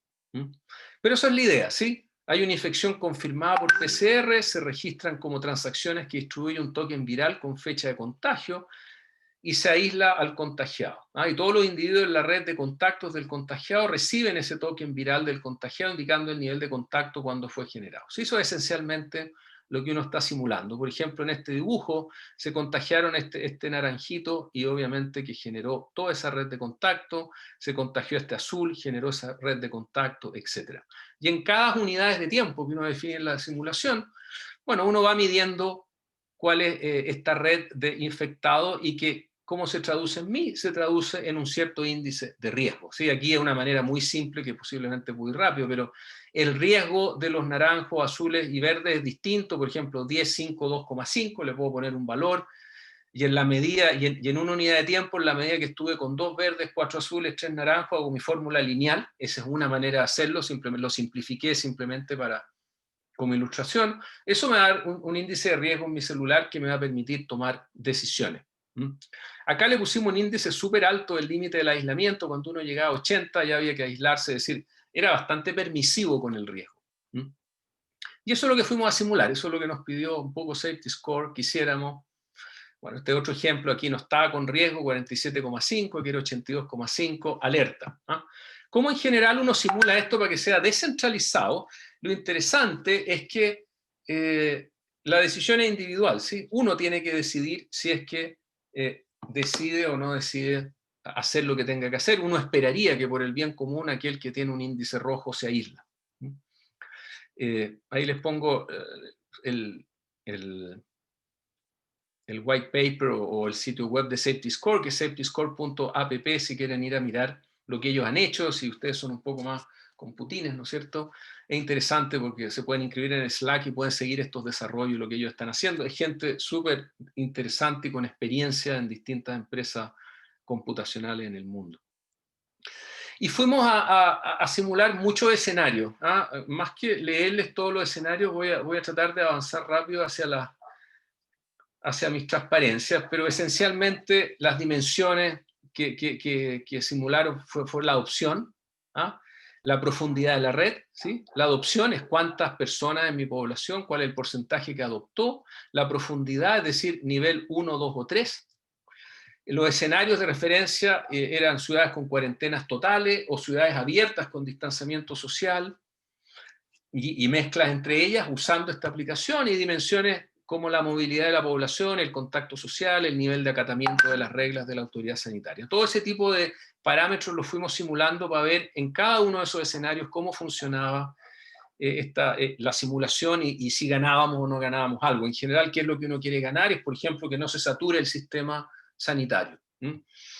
Estos son un poco los dibujitos que van a ver después. Por ejemplo, cuarentena total blanda significaba que los viajes de un individuo bajaban al 40%, la distancia de estos viajes, el radio de movilidad se reducía al 30%, pero, esto hay que leerlo al revés, el grado de contacto social entre los individuos, como es blanda, ¿no es cierto?, bajaba solo un 25%. Más dura, todo era igual, pero aquí bajaba un 50%. Si se fijan, fuimos bastante, ¿cómo decirle?, laxo, es decir, no estamos poniendo condiciones tan duras. De alguna manera esto corresponde a lo que se estaba viendo en los informes de movilidad de Santiago en algún momento. Y el distanciamiento social lo modelamos también con ciertos porcentajes relativamente realistas, ¿no es cierto?, de movilidad de la población y de contacto social. Porque como les decía, ¿no es cierto?, aquí tenemos un individuo que tiene acciones y cuando interactúa con otro, ¿no es cierto?, cambian sus estados, ¿ah? Sus estados de enfermedad, sus estados de, no sé, los estados de susceptible a contagiado, etcétera, hospitalizado, y con una cierta probabilidad ocurren estas interacciones. Y estos son los primeros resultados que quería mostrarles, y son mis últimas 4 slides, pero nos vamos a parar un poco a mirar resultados. ¿Cuáles son los niveles? Primero evaluamos el nivel de la red de contacto. Perdón, estoy mirando un poco la hora para no. El nivel de la red de contacto con un 50% de adopción. Y fuimos a mirar, esto suponiendo que la crisis partía, ¿no es cierto?, en el mismo mes que partió en Chile, así no lo hicimos hacia adelante, sino que simulamos lo que hubiese pasado, con un primer nivel de contacto, segundo nivel de contacto, tercer nivel de contacto. La primera observación clara de este gráfico es cuando uno tenía un 50% de adopción de la tecnología y tenía una técnica tipo Safety Score con una red de nivel 3, claramente había un resultado mucho mejor que quedarse con las aplicaciones Apple Google. ¿Sí? Es decir, la profundidad en la red tenía consecuencias significativas en los nuevos casos sintomáticos diarios. Y por otro lado, dado que el nivel 3 era un nivel que parecía adecuado, fuimos a ver cuál era el impacto ahora de la adopción. Y como decían algunos papers, obviamente la adopción del 50% era muy importante. Yo diría que bajar 2.000 casos también es tremendamente importante con un 10%. Ahora, lo que ocurre en el medio, obviamente, si es un 20%, voy a estar por aquí, un 30%, etcétera, pero estos dos extremos nos muestran que hay una bajada significativa del uso de la aplicación. Y aquí quiero decir que esta es una aplicación bruta, es decir, que se está usando a nivel 3 sin ninguna otra medida de la autoridad sanitaria. Aquí no hay cuarentena, no hay nada. Así que fue un primer resultado que nos dijo, pucha, que hay en algo que le llamamos Gran Santiaguito, porque no pusimos toda la población por una cosa de cálculo, pusimos una ciudad cercana al 1.000.000 de habitantes nomás, pero con las proporciones que correspondían. Vimos que había un resultado tremendamente impactante de la aplicación en una ciudad semi-real. De hecho, en las comparaciones con la referencia, en el grado 3, pero incluso en el grado 2 de adopción, a nivel de hospitalizado se veía que uno podía tener baja hasta del 40%. No voy a leer lo de las fatalidades porque esto se deduce de lo otro en los modelos. Si uno dice si hay tantos hospitalizados, tantos fallecen. Y en general como que me parece un poco de mal gusto que uno trate de predecir esto de las fatalidades, porque es muy difícil, ¿sí? Tiene que ver con muchos factores. Pero sí, el hecho de caer a un hospital tenía efectos tremendos. Y los nuevos casos también bajaban significativamente. Y lo mismo cuando a nivel de la adopción, a nivel 3, si es que usábamos de nivel 3, los porcentajes con 50% de adopción eran bastante significativos. Eso es algo que fue interesante de ver porque las simulaciones de Safety Score existían, pero eran estas simulaciones un poco falsas, ¿sí? No tenían que ver con una ciudad, eran tremendamente agregadas y muy favorables para el método. Aquí le sumamos, a esta simulación le sumamos distanciamiento social y muy blando, o sin distanciamiento social, lo tratamos de comparar con cuarentena. Lo que está escrito acá son cuarentena, esencialmente cuarentena total blanda, esta naranja, y cuarentena total dura, y la referencia, este azul. Y lo comparamos solo con distanciamiento social. Y lo que uno se da cuenta, obviamente, que si tiene mucho distanciamiento social, lo que gana con las cuarentenas, o si tiene mucho, si tiene poco, lo que gana con las cuarentenas también es mucho. Es decir, la cuarentena, obviamente, que es una medida sanitaria importante. Entonces, lo que era interesante también de ver cómo las simulaciones con la aplicación del celular se comparaban con estas cuarentenas. Y aquí de nuevo usando 3 niveles, que era el que nos convenció más. Podríamos usar 2 niveles también, tenemos todas esas simulaciones, pero simplemente porque era un número que también convencía a los colegas en Inglaterra. Fuimos a ver el nivel de adopción, y lo que uno se da cuenta es que cuando adopta el 50% de la población con nivel 3, y no hace nada más, no hace nada más, simplemente lo compara con distanciamiento social, los resultados eran bastante marginales. Es decir, la aplicación por sí sola tenía menos rendimientos que las cuarentenas totales. Ahora, obviamente, uno también tiene que medir si está en una etapa de la pandemia donde quiere hacer cuarentena o quiere hacer medidas alternativas para no parar la economía o parar los sistemas, todos los sistemas dinámicos, digamos, de la población. Pero comparando simplemente con distanciamientos sociales o medidas muy básicas que bien salen después de las cuarentenas, la verdad es que no se veían resultados significativos. Entonces fuimos a ponerle un distanciamiento social un poco más elevado. Me voy a saltar esta porque me gusta más la que sigue. Fuimos a comparar qué pasaba en el mismo escenario, pero si poníamos un distanciamiento social muy acatado por la población. Que vamos a suponer que en Chile acatamos mucho el distanciamiento social. Es decir, ¿qué pasa si tenemos estas aplicaciones celulares, no hacemos cuarentena, pero tenemos mucho distanciamiento social? Es decir, por un lado, el aparato, ¿no es cierto?, el dispositivo tecnológico, lo que nos está diciendo es, ojo, estuvo cerca, tiene riesgo, aíslese, y uno toma con una cierta la recomendación del celular, la toma con una cierta probabilidad y se aísla, o se hace un PCR. Y si a eso le sumamos además medidas de la autoridad sanitaria de mucho distanciamiento social. Yo diría que son los resultados más espectaculares de las simulaciones, y insisto que son simulaciones, es decir, los nuevos casos sintomáticos diarios, incluso con un 10% de adopción, cuando uno eso lo mezclaba con una población que se comporta bien en distanciamiento social, realmente llegaban a no más de 800 en el pic. Esto lo estamos midiendo como si fuese una nueva pandemia, no es la realidad que pasó en Chile, es como si hubiésemos partido así. Pero lo podemos entender como algo que viene hacia adelante. Y eso yo diría que para nosotros es el resultado más interesante de las simulaciones y que da alguna esperanza de que usar tecnología, ¿no es cierto?, tiene sentido. Porque obviamente estas no son tecnologías que funcionen solas, no es magia. La autoridad sanitaria y epidemiológica tiene medidas, y en la medida que las acatamos y usamos dispositivos tecnológicos, lo que está diciendo la simulación, como les decía, estos son experimentos en el computador, los experimentos reales casi no existen, realmente bajaban significativamente los casos sintomáticos. Y aquí, comparado con las cuarentenas, obviamente los números eran absolutamente distintos. Por ejemplo, la incidencia total bajaba en un 76%, con un 10% de adopción. Los hospitalizados, es decir, los números son demasiado espectaculares como para creerlos, pero la conclusión para nosotros tenía que ver, ¿no es cierto?, con que obviamente la tecnología, la mejor combinación que encontramos era tecnología mezclada con mucho distanciamiento social. Ahora retrocedo al anterior, si el distanciamiento social era un poquitito más blando, los resultados no eran tan espectaculares, pero eran bastante buenos, diría yo. Es decir, si uno logra que la población se adopte esta tecnología al 50%,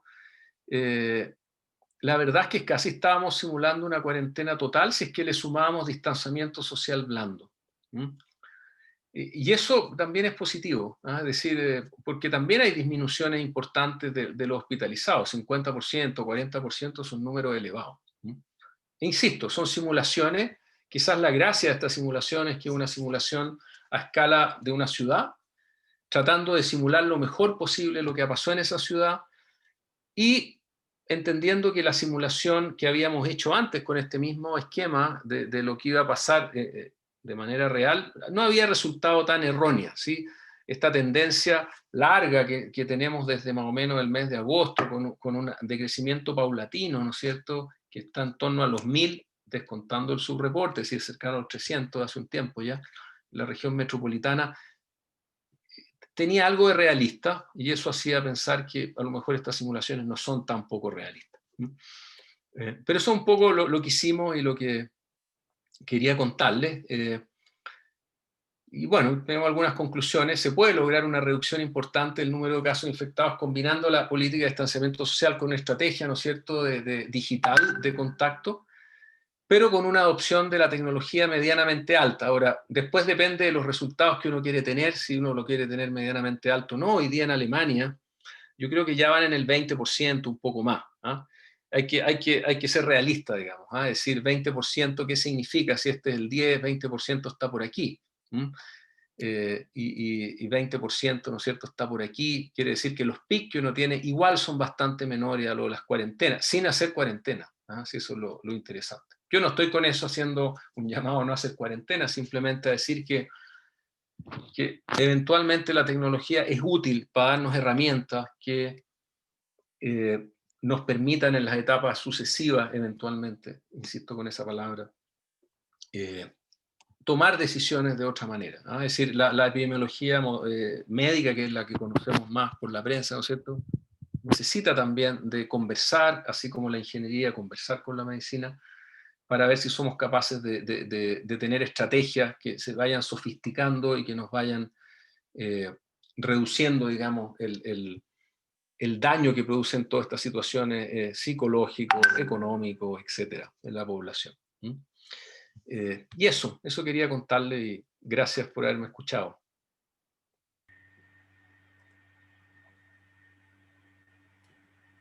Bueno, agradecemos a Alejandro, ha sido una exposición bastante completa, detallada, ¿no es cierto?, en la cual hemos visto cómo, en este caso, la ingeniería, más la tecnología, más el conocimiento, ¿no es cierto?, del área de la salud, de epidemiólogos, ¿no es cierto?, hemos sido capaces de, yo diría, apoyar, ¿no es cierto?, el control, o un poco apoyar, ¿no es cierto?, cómo saber llevar esta pandemia, ¿ya? El público hizo bastantes preguntas, entonces las hemos seleccionado, esperamos poder responderlas todas, ¿ya? Y la primera que te quiero hacer, Alejandro, es la pregunta que hace Vicente Nazar, ¿ya? Él dice, en cuanto a representación gráfica de estos dashboards, ¿por qué no trabajan con aplicaciones como Power BI u otras que faciliten no solo la representación, sino que el análisis y segmentación de esta interesante información, donde a través de los gráficos va abriendo la información para analizar de manera más profunda esta información?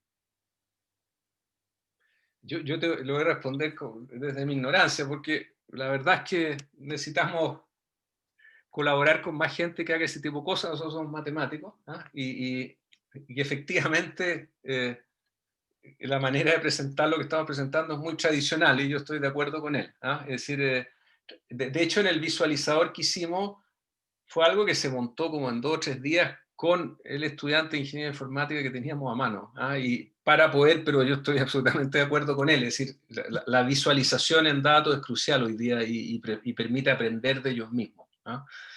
Pero honestamente, olvidé el nombre de la pregunta, la persona que preguntó, Nazar, no lo hemos hecho, y es muy necesario. Bien. Bueno, la siguiente pregunta la hará Juan Pablo. La siguiente pregunta, Alejandro, es ¿en qué aporta la simulación a los otros aportes del centro de modelamiento a generar políticas públicas en el contexto de la pandemia?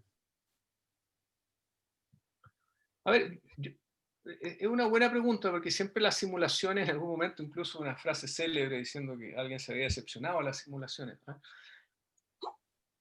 Yo diría que depende del estado de la pandemia, depende de lo que estamos viendo, pero yo diría que las simulaciones siempre van a mostrar un resultado semi-cuantitativo que es bastante realista respecto de cómo se mueven estos bichos, ¿ah? Estas dinámicas, y eso aporta a la política pública, porque la política pública no solo se nutre de los datos específicos que uno lee todos los días, que pueden estar llenos de errores o no, también necesita de inspirarse un poco en cómo uno cree que estas cosas evolucionan, ¿no? Por ejemplo, de repente hay paradigmas de cuáles son los índices que hay que mirar, y lo que yo les mostraba hace un rato, que con este estudio de los índices costo efectivo uno se da cuenta que muchos de estos paradigmas no son los más costo efectivos, ¿ah? Entonces, eso aporta a hacer mediciones que son un poco más precisas, o a empezar a observar algo que no estábamos observando. Incluso esa cosa que no es simulación, esto que les mostraba de comparar simplemente lo que está pasando en el mundo y en Chile y tratar de normalizarlo y ponerlo juntos, nos permite ver cómo un bicho, ¿no es cierto?, que el mismo en todo el planeta posiblemente tiene una dinámica propia a lo mejor, y esa dinámica, en la medida que las comparamos, somos capaces de adelantarnos un poquitito a lo que... Es decir, son muchas las preguntas que se hace en la política pública, no es simplemente cuándo voy a tener una cuarentena, cuál es el número óptimo. Ahora, si las simulaciones son más realistas, como la última que yo les mostraba, yo creo que sí eran muy útiles para la política pública, porque si tú le crees, obviamente hay que creer a las simulaciones, si uno tiene un poco de confianza en ellas, uno puede tomar decisiones porque uno ve que hay una cola larga, ¿ah? Y esa cola larga obviamente induce comportamientos después en la ciudad, etcétera, de desconfinamiento, otro que el tomador de decisiones puede tomar en cuenta. Pero yo siempre creo que está más cerca de lo semi-cuantitativo, en términos de que las matemáticas y los modelamientos siempre, de alguna manera, no voy a decir que hay leyes, pero pueden estar dando cuenta de fenómenos que a lo mejor van a aparecer de nuevo, y uno a lo mejor los puede tratar de observar y medir para anticiparse a ciertas medidas. Ok, gracias Alejandro. Erika, ¿tienes otra consulta? Sí, Alejandro, bueno, está claro que esto no ha finalizado y va a continuar, ¿no es cierto?, la pandemia. Y Mauro Serrano, de la audiencia, consulta. Si estudiamos una población, en este caso los colegios, ¿qué tecnología digital sería la más segura y efectiva de correlacionar los datos de cada individuo? No sé si entendí la pregunta, pero... Es decir, yo, a ver si interpreto bien la pregunta, es decir, si la gente empieza a ir al colegio, a la universidad, ¿cuál sería una buena tecnología para tener, para poder tener herramientas de medición de eso? Yo creo en esta tecnología que les dije, es decir, yo creo mucho más en, es decir, dado que uno quiere tener adopción de las tecnologías, tienen que ser tecnologías descentralizadas en dispositivos que la gente, los niños, los jóvenes usan a diario, ¿no es cierto? Y que de alguna manera es decir, ellos confían en esa tecnología. Yo no sé, están las tecnologías, ¿no es cierto?, también de distancia, en que centralizadamente, por distintas aplicaciones que usa la gente, ¿no es cierto?, uno va midiendo dónde estuvo y después le manda a decir a alguien que estuvo infectado y tú pasaste por ahí porque te medí con alguna aplicación que abriste que estuviste ahí. Yo creo que esas tecnologías al final no terminan siendo tan útiles, pero estoy especulando porque uno puede empezar a desusar tecnología pensando que me están sacando información. Entonces yo creo que esta tecnología tipo de nivel 3, que yo confío más, o nivel 2 de tipo Safety Score, nivel 1 también es bueno, pero digo, es mucho más usado en el mundo, pero si uno logra usar niveles más profundos de la red en telefonía celular, de intercambio de Bluetooth, me parece que es una buena tecnología. Ahora, entre paréntesis, a propósito de esa pregunta, hemos tenido conversaciones entre 3 universidades en Chile para ver si uno implantaría esto para el regreso de las universidades, ¿sí? Obviamente, que hay muchas maneras de usarlo, Por ejemplo, la gente de Safety Score habla de un pasaporte, de manera que si la población usa esto y yo voy a un restaurante y muestro cuál es mi riesgo, entonces me dejan entrar o no, me dejan sentarme o no. Genera un poco es decir, cualquier tecnología para mí que genere también una conciencia bien común me parece bien, y eso creo que la tecnología tiene que promoverlo, y en los colegios es lo que va a tener que ocurrir, ¿no es cierto? Ahora, no podemos ir tampoco contra las leyes de la naturaleza, es decir, si a los niños los sentamos a medio centímetro y no sé qué más, no sé si la tecnología va a servir, pero eso combinado, como decía al final, con medidas de distanciamiento social debería ser bastante útil al menos, pero es un experimento que deberíamos poder hacer. Gracias, Alejandro.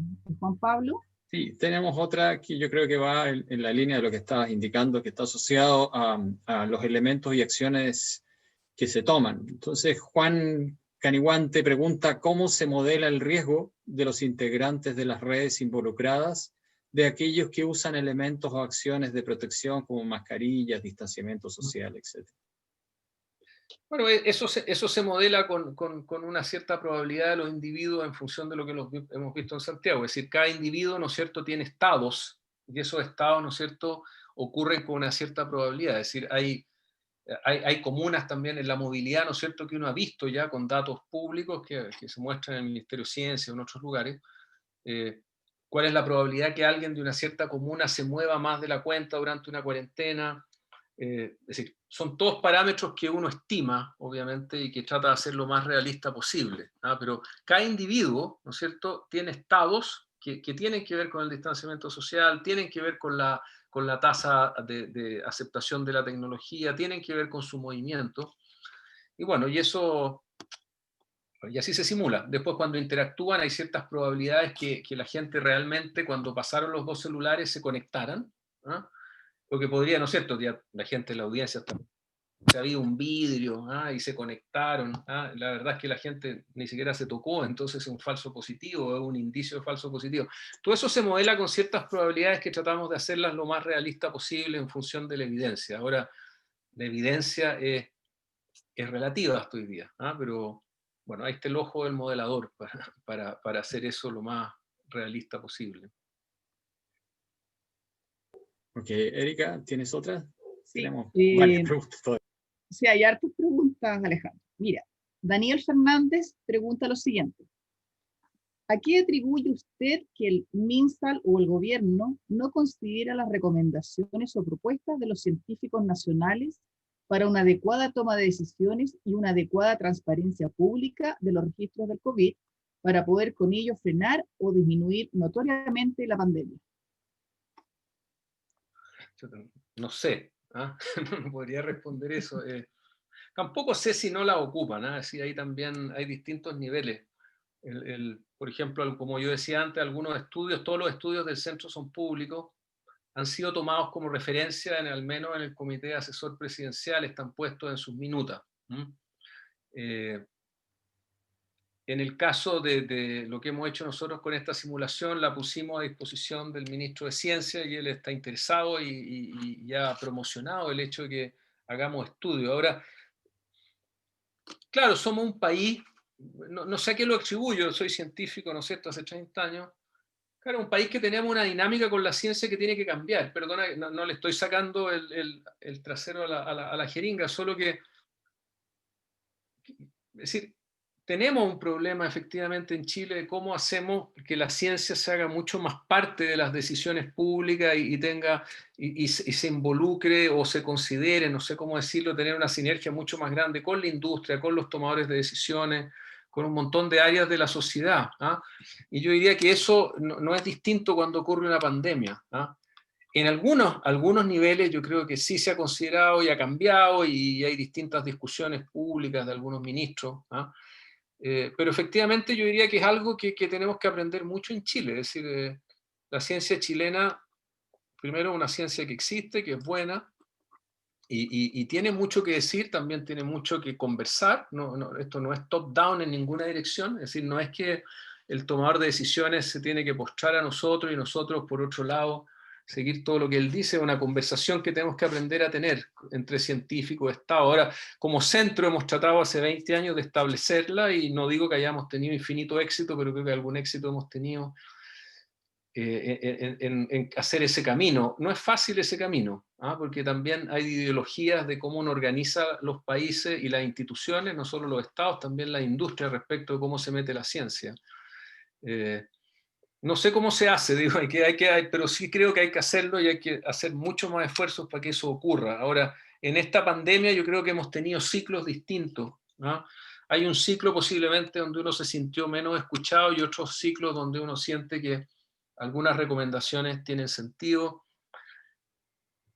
No sé si lo óptimo es sentarse en la mesa con el tomador de decisiones y estar ahí diciendo tome esto, tome lo otro, no sé. Ahí es una pregunta que uno se hace todos los días en una crisis como científico, sobre todo, olvidé el nombre, Daniel creo que era. Sí, Daniel Fernández. Sí, Daniel Fernández. Yo diría que hay un punto clave, al menos en lo personal, es decir, cómo uno sigue siendo científico y no es solo ciudadano, y esa es una cosa importante también de estos periodos, porque somos todos ciudadanos y sufrimos con lo que está pasando. Pero ser científico también tiene que ver con tratar de ver la objetividad de lo que está pasando y no solo reaccionando, digamos.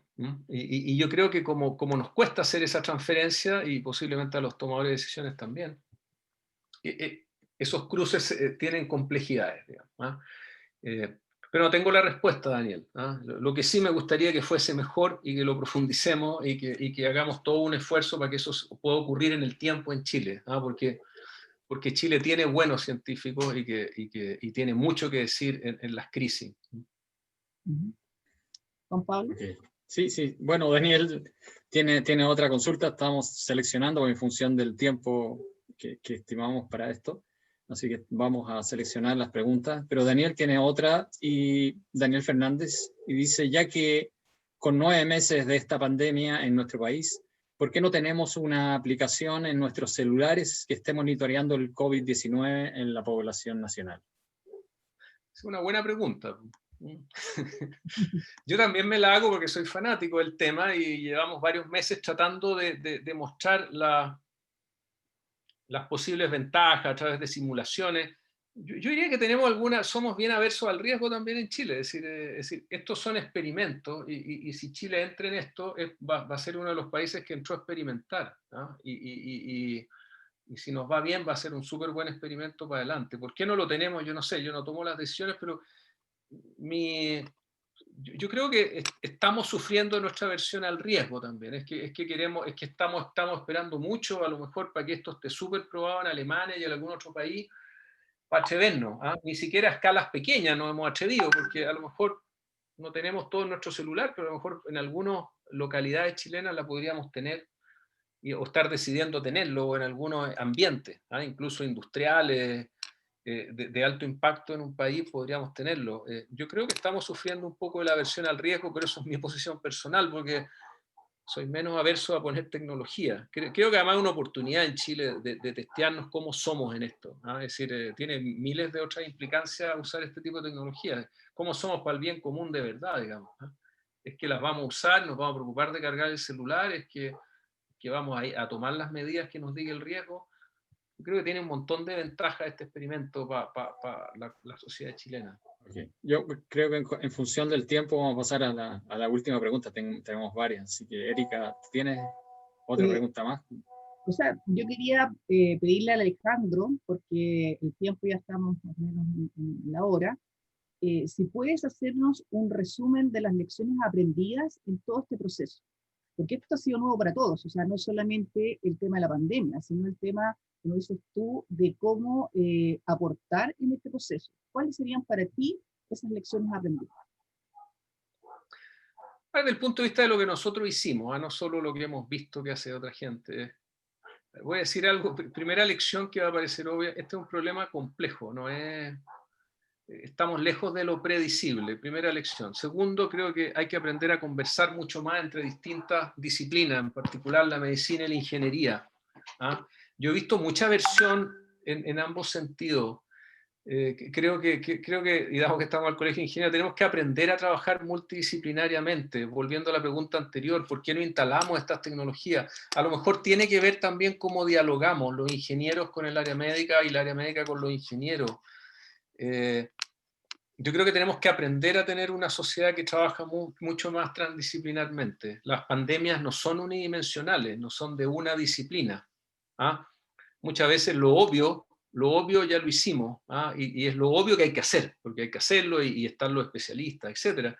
Pero yo creo que también hay que empezar a mirarlas desde lo no obvio, y eso es un poco para mí la lección de esta charla también, es decir, la gente que se atrevió en el mundo a hablar de esto, también se atrevió con muchos peros, ¿Qué la seguridad? ¿Qué lo centralizado? ¿Qué lo descentralizado? ¿Qué la adopción?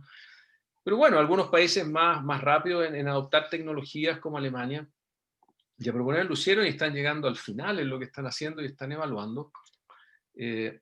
Posiblemente supieron conversar mejor de una manera distinta entre distintas especialidades y cómo se resuelven los problemas de los conflictos.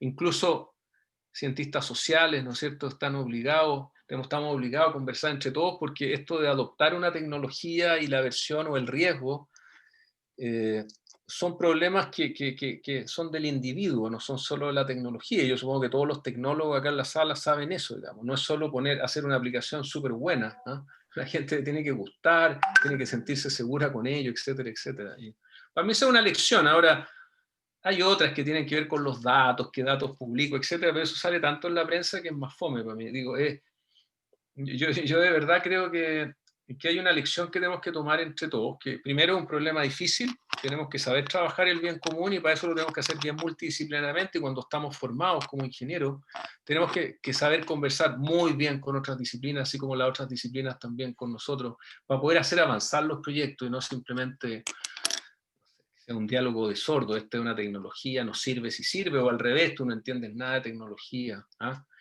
Y yo creo que tenemos que dar mucho más paso en esa dirección. Puse la caricatura, que no es necesariamente lo que ocurre, pero incluso cosas intermedias ya no son tan virtuosas. Okay. Gracias, Alejandro.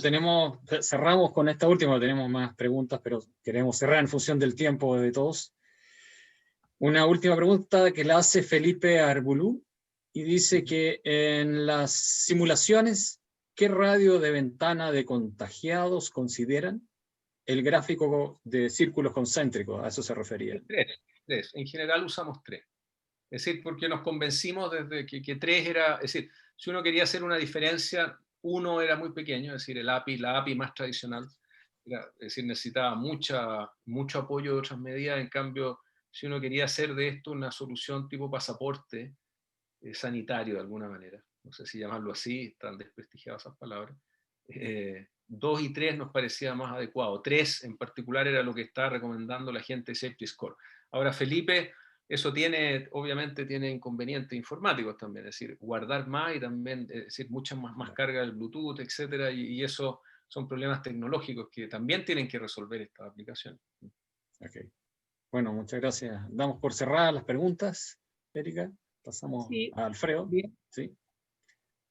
Okay. Muchas gracias, Alejandro, y muchas te vamos gracias. a dejar a continuación con Alfredo, que va a cerrar, ¿no es cierto?, todo, digamos, esta charla.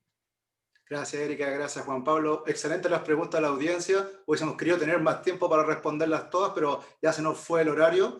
Me encantó la presentación, me encantó la introducción en entender que lo que hace el Centro de Modelamiento, las cosas que hacen con el sector privado, en la empresa, en los proyectos en los cuales ustedes hoy día trabajan, y obviamente en la colaboración en el sector público, con el gobierno y con los ministerios. Creo que hay mucho desconocimiento de cómo cosas que parecen muy científicas, muy lejanas, instituciones, organizaciones como las tuyas, Alejandro, ayudan a hacerlo aplicado a problemas reales de empresas, personas y ciudadanos, y en especial la charla tuya, cómo eso puede generar un impacto positivo. Me llevo de tu charla esa combinación de cómo el área salud, con la ciencia, con los ingenieros, podemos hacer cosas, podemos trabajar, podemos colaborar, debemos colaborar. Me gustó mucho el pasaporte digital, ese nivel de riesgo que en tu modelo tú presentas, que por supuesto que si nos queremos preparar para una segunda ola, un segundo pic, puede ser algo súper interesante para evaluar, para no tener que hacer una cuarentena total. Es decir, si todos entendimos bien, esta combinación de tecnología, esta combinación de llegar hasta el nivel 3, nos permitiría con cierto nivel de contención y no absoluto el poder tener una vida un poquito más llevadera hasta que tengamos obviamente una vacuna o un remedio para esta enfermedad. Así que te lo agradezco, es una excelente presentación.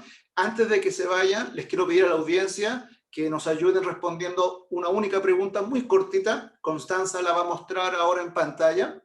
Es solamente para que nos ayuden respondiendo esa única pregunta, que es ¿qué tema le interesaría que la especialidad computación informática incorporara para una futura charla? Le vamos a dar 5 o 10 segundos, hay 5 alternativas ahí, eso nos va a ayudar a preparar una siguiente charla para los próximos meses. Mientras ustedes van respondiendo, Constanza les va a dar unos 10 segundos más y la va a terminar. Bueno, agradecerte, Alejandro, agradecerte tu disponibilidad, tu tiempo, súper interesante nuevamente lo que ustedes están haciendo y el trabajo que han hecho apuntando a visualizar y a visibilizar cómo estos datos nos dan una luz de esperanza en cómo poder comportarnos como ciudadanía. Creo que ha sido un aporte, creo que muchas personas que participaron hoy día así también lo entienden. Bueno, la encuesta nos arroja que un 35% le gustaría conocer de computación cuántica, ¿cierto? Y un 24% de manejo de información personal, y ya en tercer lugar, transformación digital. Bueno, sin más que decir, le damos las gracias también a los colegas del Colegio de Ingenieros que nos estuvieron ayudando, Juan Pablo y Erika, que hicieron las preguntas. Por detrás estuvo Estuvieron Ricardo Sala y Carlos Gajardo, que nos ayudaron a recopilar las preguntas. Estuvo Constanza también Gariglio en la parte operativa del Zoom. Y nuevamente, Alejandro, a ti, las gracias y al resto de la audiencia por haber participado hoy día. Gracias a usted. Muchas gracias, Alejandro. Nos vemos en la próxima oportunidad. Chao a todos. Muchas gracias. Chao, chao, que estén bien. Gracias a todos, nos vemos, adiós.